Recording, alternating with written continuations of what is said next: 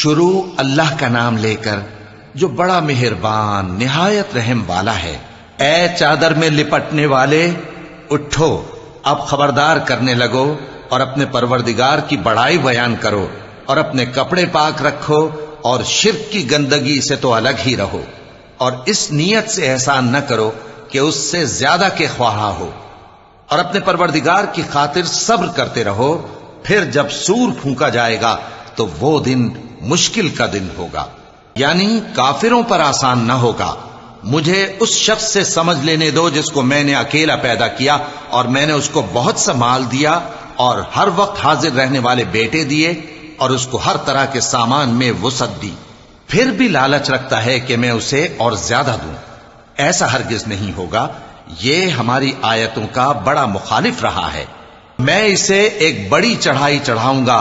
اس نے غور و فکر کیا اور ایک بات ٹھہرا لی، یہ مارا جائے، اس نے کیسی تجویز کی، پھر یہ مارا جائے، اس نے یہ کیسی تجویز کی۔ پھر اس نے نگاہ کی، پھر تیوری چڑھائی اور منہ بگاڑا، پھر پیٹ پھیر کر چلا اور تکبر کیا۔ پھر کہنے لگا یہ تو جادو ہے جو پہلے لوگوں سے برابر ہوتا آیا ہے۔ پھر بولا یہ اللہ کا کلام نہیں بلکہ بشر کا کلام ہے، میں ان قریب اس کو سقر میں داخل کروں گا، اور تم کیا سمجھے کہ سقر کیا ہے؟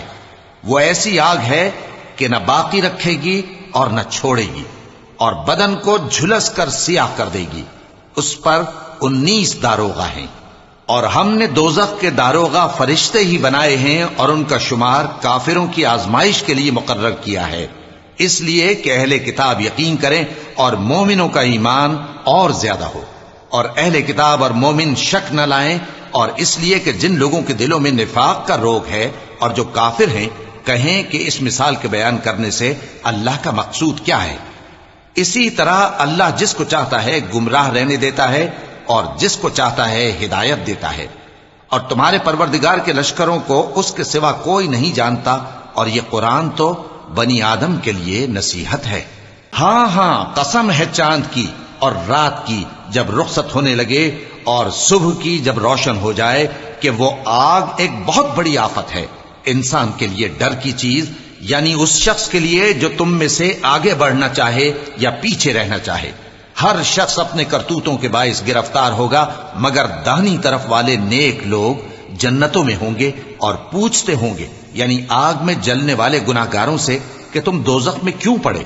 وہ جواب دیں گے کہ ہم نمازیوں میں شامل نہ ہوئے، اور نہ ہم فقیروں کو کھانا کھلاتے تھے، اور ہم بحث کرنے والوں کے ساتھ مل کر بحث کرتے تھے، اور روز جزا کو جھٹلاتے تھے، یہاں تک کہ ہمیں موت آ گئی۔ تو سفارش کرنے والوں کی سفارش ان کے حق میں کچھ فائدہ نہ دے گی۔ ان کو کیا ہوا ہے کہ نصیحت سے روگرداں ہو رہے ہیں، گویا گدھے ہیں کہ بدک جاتے ہیں جو شیر سے ڈر کر بھاگ جاتے ہیں۔ اصل یہ ہے کہ ان میں سے ہر شخص یہ چاہتا ہے کہ اس کے پاس کھلی ہوئی کتاب آئے، ایسا ہرگز نہیں ہوگا۔ حقیقت یہ ہے کہ ان کو آخرت کا خوف ہی نہیں۔ کچھ شک نہیں کہ یہ قرآن نصیحت ہے، تو جو چاہے اسے یاد رکھے، اور یاد بھی تبھی رکھیں گے جب اللہ چاہے۔